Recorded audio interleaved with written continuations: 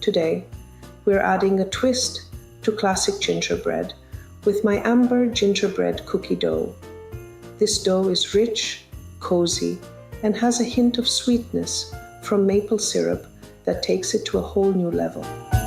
Picture a warm, spiced gingerbread cookie with that extra depth and golden color only maple can bring. It's one of my favorites for holiday baking. I'll show you exactly how to create this gorgeous dough that's not just delicious, but also perfect for cutout shapes that hold beautifully in the oven. So, grab your mixing bowls and let's dive into this unique recipe you'll want to make again and again. Trust me, it's going to make your kitchen smell like pure holiday magic. I'm Arina, and welcome to my kitchen. Here on my channel, I love sharing recipes and tips to make sure every bake looks just as amazing as it tastes, all from my home to yours. You'll find links to all the tools I use and other recipes in the description below. So, let's jump right in and bring this delicious recipe to life. As always, I like to start by measuring out all my ingredients before jumping in. Prepping everything makes the process so much smoother, especially with all these spices. Let's get our ingredients organized and ready. As I'm making this recipe today, it's not just for the video, it's for my own holiday baking too. Every Christmas, I bake a huge variety of cookies to share with family and friends, and gingerbread is always at the top of my list. Because of this, I double the recipe to make sure I have plenty of dough on hand. The recipe measurements I mention in this video and in the description below are for a single batch, but I find that doubling it is perfect for making big batches, ensuring I have enough cookies to decorate, package, and gift to everyone I love. Baking big batches like this has become a holiday tradition for me, making the holiday season that much sweeter. In a large mixing bowl, I start with 3 cups of all-purpose flour.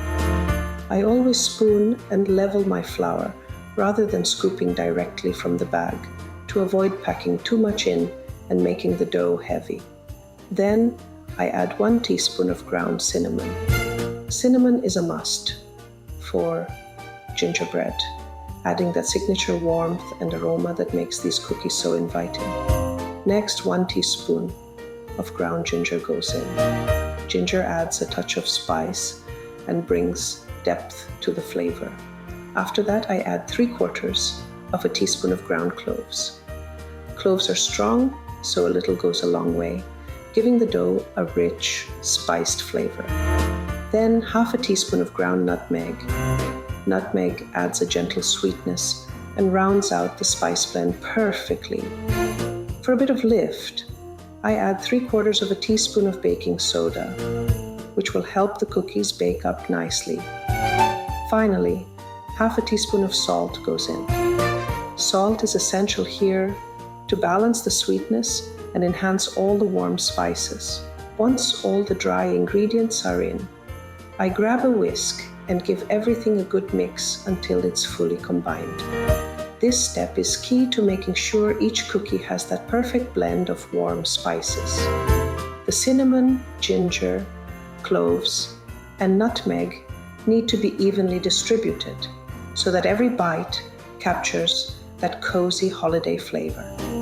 If you want an extra fine mix, an alternative is to sift everything together using a large sifter. This helps break up any clumps in the flour or spices, ensuring a smooth, even dough. Once everything is fully mixed, I set the bowl aside, ready for the next step.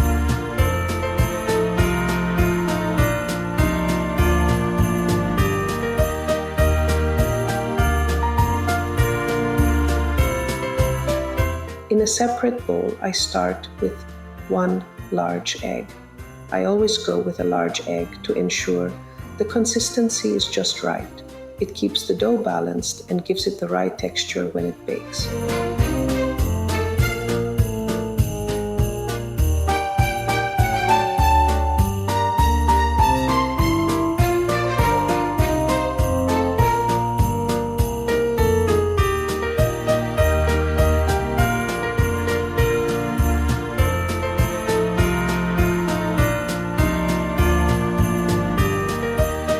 Next, I add 1 teaspoon of vanilla extract. Vanilla brings that subtle sweetness and enhances all the warm, cozy flavors we want in gingerbread. Then I pour in half a cup of maple syrup. This is one of my favorite additions.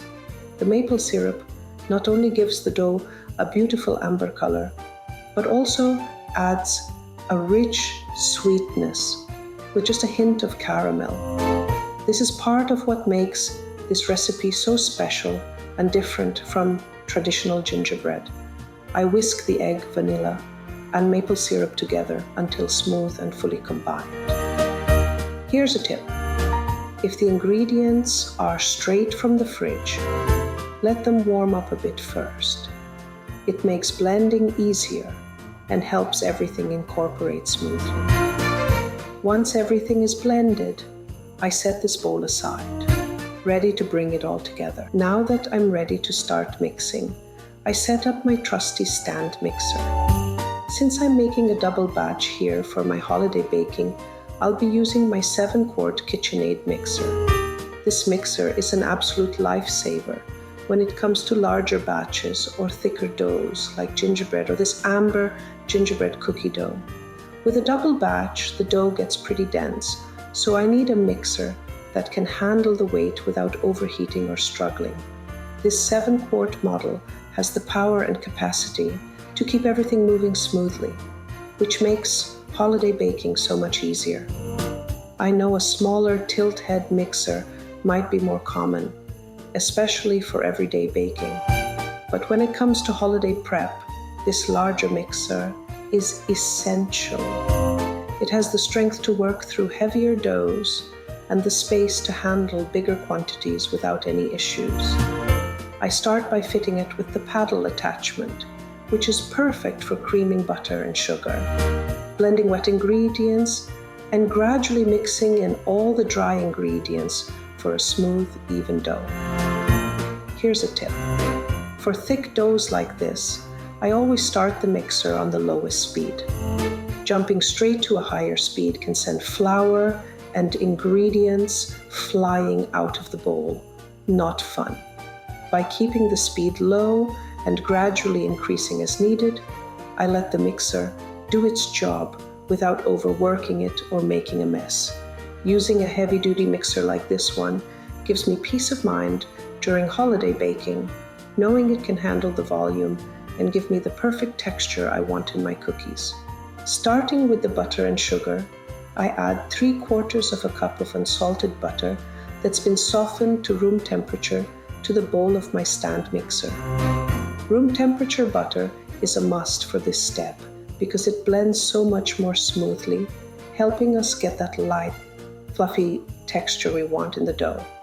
Next, I add half a cup of packed brown sugar. The brown sugar adds a subtle caramel flavor, which pairs beautifully with the maple syrup and warm spices in this recipe. It's these small touches that bring extra depth to each bite.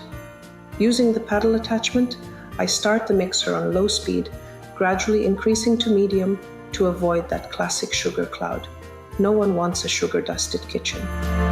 I let the butter and sugar cream together for about 2 to 3 minutes until the mixture is soft, light, and fluffy. This creaming step is essential for achieving a soft, tender texture in the cookies. Once the butter and sugar are perfectly creamed, I stop the mixer to scrape down the sides of the bowl with a silicone spatula.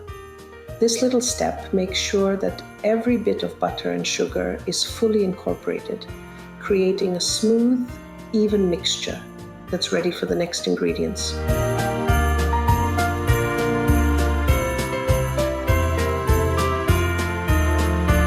I hope you're enjoying making this Amber gingerbread dough as much as I am. If you're loving this recipe, don't forget to hit that like button, subscribe, and tap the bell so you won't miss any more of my holiday baking ideas. Have you tried a gingerbread recipe like this before? How did it turn out? Any personal tips to share? I'd love to hear all about it. Thanks for spending time in the kitchen with me.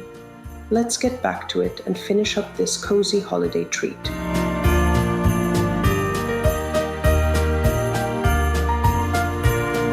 Next, I pour in the egg and maple syrup mixture. Blending it on medium speed, I watch as the dough starts to take on a beautiful amber color, thanks to the maple syrup. The aroma at this stage is incredible. The spices and syrup combine to fill the kitchen with that warm, cozy scent that always reminds me of the holidays. It's one of those moments in baking that feels so satisfying. Now it's time to bring in the dry ingredients. I add them gradually, about a third at a time, keeping the mixer on low speed. This keeps things from getting too messy and avoids that classic flour cloud all over the kitchen. Adding the dry ingredients slowly also helps the dough come together smoothly without overworking it, which is especially important if you want a tender cookie. Overmixing here can make the cookies a bit tough, so I'm careful to mix just until everything is incorporated. As the dry ingredients blend in, the dough starts to thicken and firm up. Here's a tip I always follow.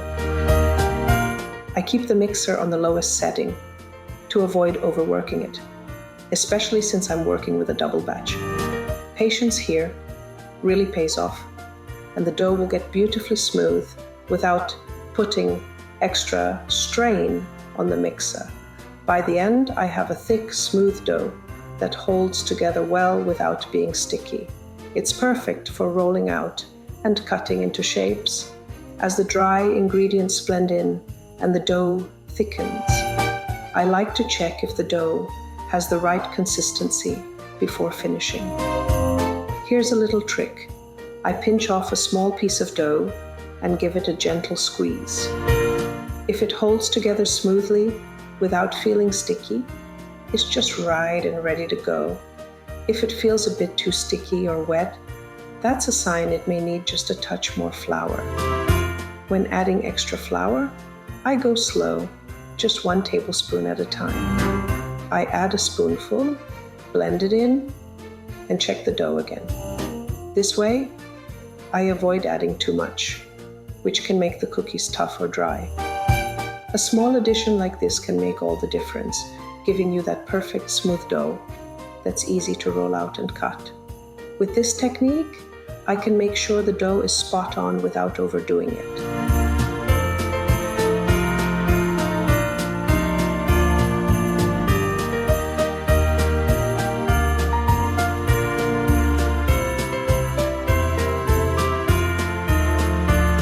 Once the dough is fully mixed, it's time to free it from the paddle attachment.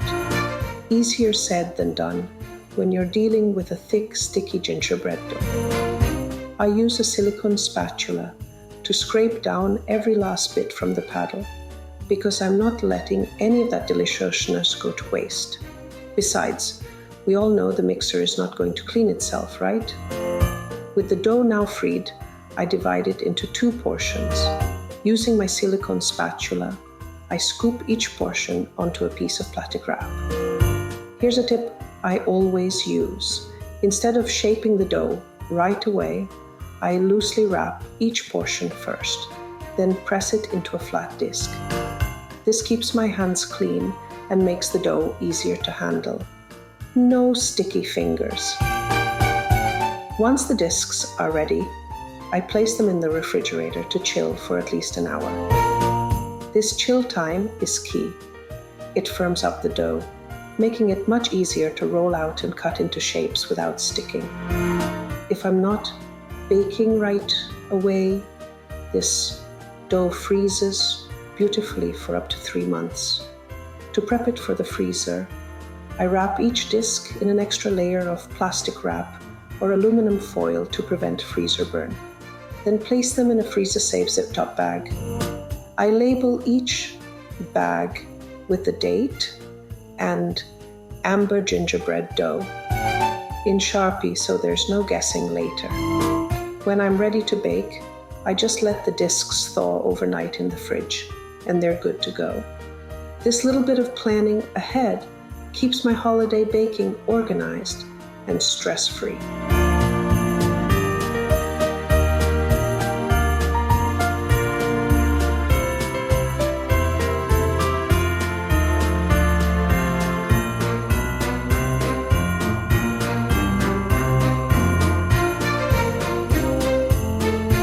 I love getting a head start on my Christmas baking, especially with gingerbread cookies. You could say I'm in full gingerbread mode by September. I start early to keep my holiday baking from becoming a total cookie marathon in December.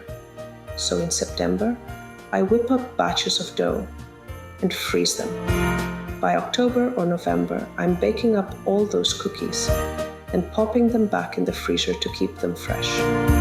Then, when December rolls around, I can dive straight into decorating without breaking a sweat. Well, maybe just a little holiday stress. This year, I'm mixing it up with a lineup of gingerbread flavors. From the classic recipe to chocolate gingerbread and even an amber gingerbread. Each one has its own twist, and it keeps me from getting gingerbread burnout. Yes, that's a real thing. If you're ready to join the gingerbread festivities, check out my gingerbread recipes playlist. There's a flavor for everyone, and it'll make your kitchen smell like a holiday dream.